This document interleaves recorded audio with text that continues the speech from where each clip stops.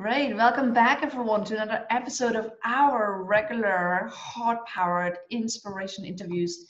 And I really have a special friend with me, one of the women on this planet that inspires me most, that I love most. She's one of my best friends, and we are part of several communities, and we've already gone through quite some things in our life. And you might want to know, who is she? So she's the founder and CEO of the Changemakers and the co-creator of the No More Boxes movement. And she has already touched millions of people over the last about 2 years since she's launched that. And she's touched a lot of hearts and minds and souls already. And her No More Boxes movement is really creating space for people to move out of their boxes and really become who you were born to be and not who you are conditioned to be.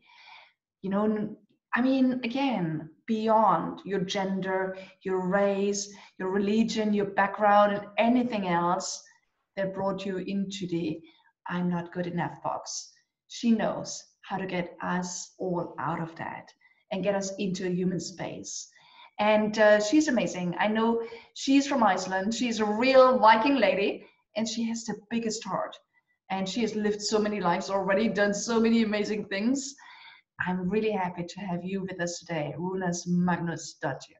Runa, it's amazing to have you. Oh, thank you, Monique. I am so looking forward to our chat because every single time that we touch base, it leads me to some magical place that, yeah, I never know what's going to come out of it, but I always know it sits in me, and in one shape or form, it shifts me. So I'm just excited. Yeah, let's jump into it and create magic together with every one of you that is with us today. So Runa, we're going through exciting times right now, right? Some people feel it's challenging. We know it's the greatest opportunity ever. But there is challenging moments for you and me and everyone. So what do you do right now to keep yourself positive and vibrant and joyful and in the vortex, so to speak? In the vortex, that's a good question. Me personally, I use meditations a lot. And if anything, I actually go even more for them in these times. And both, I'll do several things. I'm a huge fan of what Dr. Joe Dispenza is doing with his meditations and helping me to balance my energies and helping me to just be more aware. It's really helped me in that sense. And also just this mindfulness practice.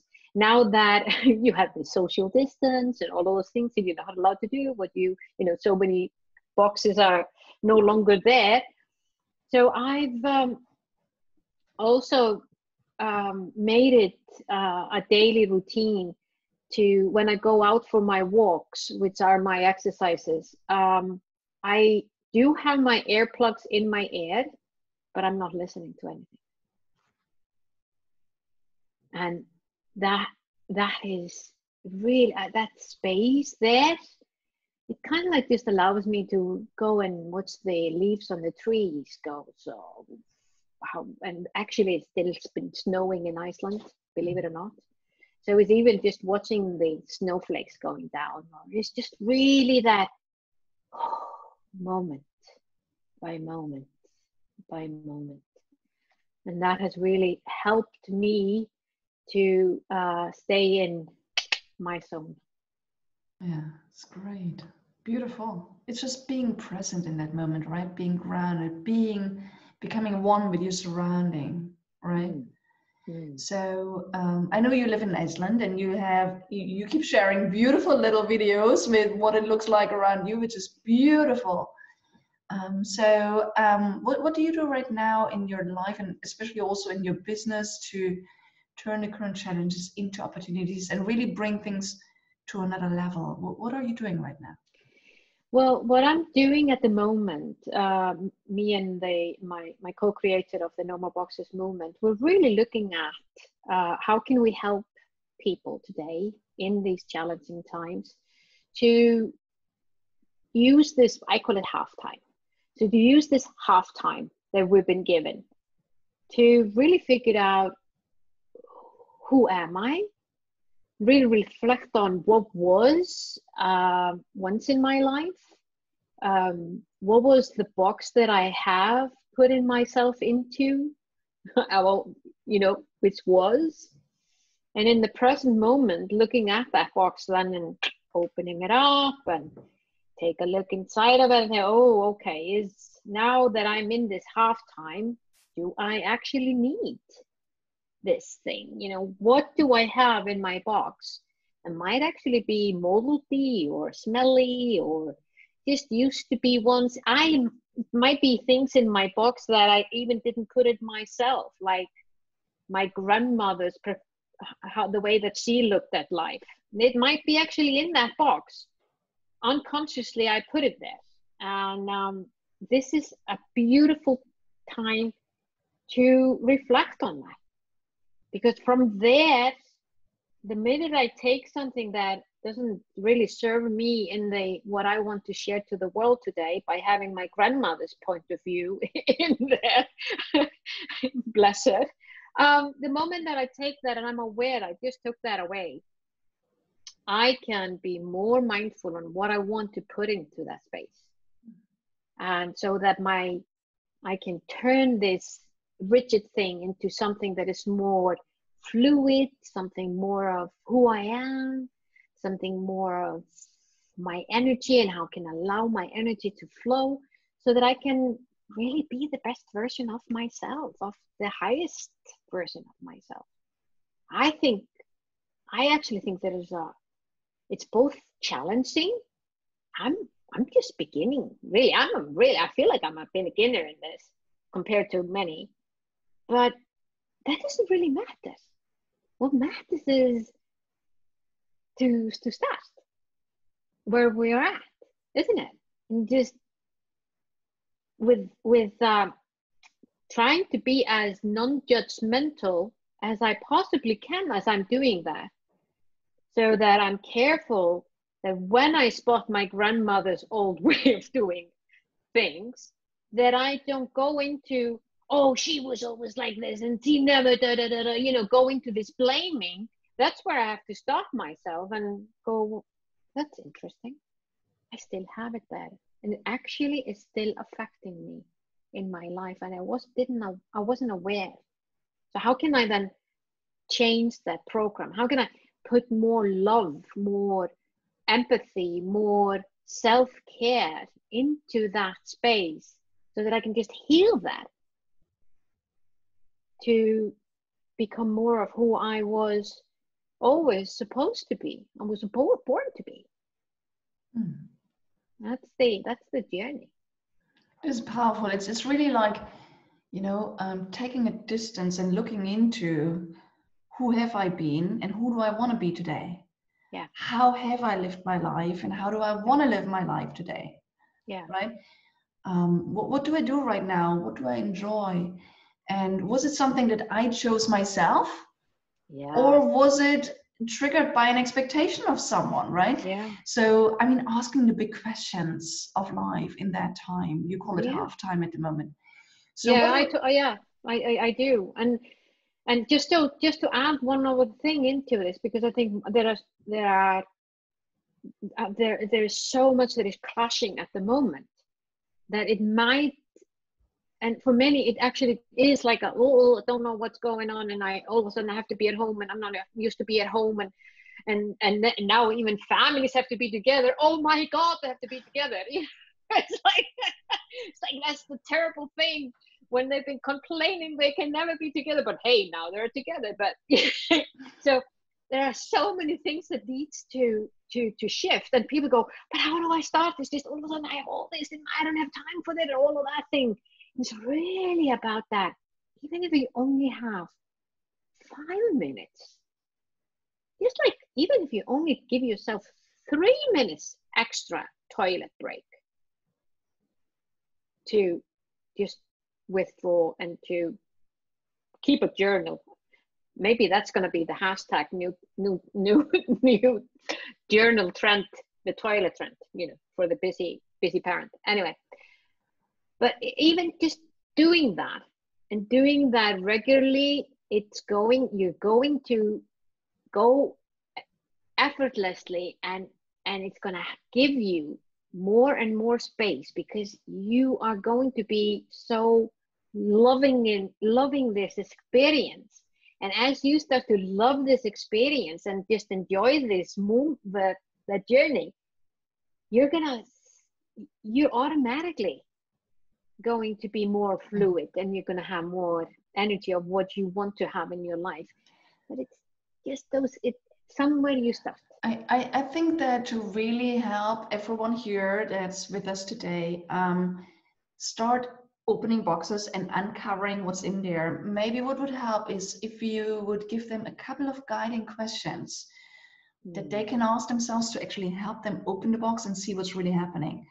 I mean, one question I could think of is like, you know, for example, what I've been doing the last couple of years where, you know, I feel like I did it because I'm in that box of being a woman, or I'm in that box of being a German, or, you know, I mean, so really like asking questions like that. What kind of questions could people ask to help them discover in what way do they feel like they're still in a box in some way, and they could free up to be who they are meant to be? There are several things that you can do, but what is coming as you're speaking right now, we call it to spot the box. And sometimes it's just to reflect on what do I feel I've heard people say about me. And I'll give you an example. For as long as I can, you know, from my first memory, basically, and as a young woman, as a child, and then as a young woman, there were a couple of things that I remember constantly being told. I was told I shouldn't be so confrontational. I should be more diplomatic. I was told it was really a pity that I didn't want to wear dresses, and it wasn't, you know, I wasn't showing the best side of me. I wasn't very girly because I love to wear more comfortable clothes so that I can be out playing. And there were also another thing that I was always told, and that was, it's actually a good thing to have very few friends, but good friends. So these three things really became my program. And these three things were the things that I started to hide. I'll tell you more. Number one, that I'm confrontational and I'm straightforward. I was hiding it because I felt that I kind of like read that if I did, I wouldn't be a woman enough, or I wouldn't be girly enough, or I wouldn't be accepted, or I wouldn't be loved, or that's not the right thing. Girls should be this, boys should be that. The fact about my dressing up, and I still to this day can't stand it when I'm told and guided and I'm said, Runa, you really need to step more into your feminine. I know what people are trying to say. I know that they're doing that in their best interest, but in all God honesty, feminine for me does not have a very positive thing in my head. So I would actually think if people would guide me, and they would then more say to me, they would say something down the line that when I show caring, that's so beautiful. But to put that into another box on another layer called feminine is not working for me. So, and the third thing that I also noticed in the thing about only few friends, that's a good thing, not many, that actually I was always holding back. I'm a natural connector. It's so natural for me to get to know people. So I was holding back on the things that actually are my strength. I'm a straightforward, yes I am. And as I've grown myself, I've grown to be more cautious, and I've grown to be more aware, and I've grown to be more mindful. And that's my journey. The fact how I dress, oh my God. I mean, can I why do people need to have any, make that an issue? And the third thing, if I'm not allowed to connect with people, curious about other people and who they are and what makes them tick, because that's part of how that nurtures me. Yeah. Then I'm holding myself back. Now, that is all putting me into I'm not good enough, because somewhere is my program that says, don't do that. Then you won't be valued, you won't be loved, you won't be free, all of that. And there I am. So the moment that you start to see that, you can say, oh, which one do I want to start with? Now that I know, which one do I want to go for? And that is a little bit of a step-by-step, I found. Things like when it comes to being confrontational, I'm selective. I'm more selective of what I say, but when I want to say something, I say it. And it might not always be very nice. I am aware of that. But at least people know that when I say things, it cuts. And let me tell you, Runa, that whenever you say something, it's profound and inspirational. So please don't hold back on that. And by the way, everyone, that if you ever get a chance to meet Runa, so funny, you are today wearing a lot of skirts and you look sexy, lady, sexy Viking, right? Thank you. I mean, the thing is, when we discover what's been holding us back, we can release it and actually enjoy being ourselves, right? So I know it is quite a long journey to actually even uncover the boxes. And thank you, you made me also realize one thing. When I heard you speak about yours, I realized that was the same thing on my side. I was told when I was a girl, you should have a few friends, but good friends. Yeah. And guess what? I have a few really good friends, and actually I have many amazing friends, and I'm not holding it back anymore, but I realized as well that how I was holding myself back. So this is also why we created the HeartPowered Global Nation community now. Yeah, no. So Runa, when we can let that go, and you were, by the way, one of the first ones joining us, because you now uncovered that and you were ready to let it go, and you are embracing the world and you're connected with incredible people now. Yeah, and really we have to think about that, in that if we are if our program is I can only love few, how are we going to create? Exactly. And we call it Global Nation because I think we need to let go of boundaries, of borders. We need to all connect from heart to heart. And if you want to join us, we're going to share the link with you to the community. We'd love to have you, right, Runa?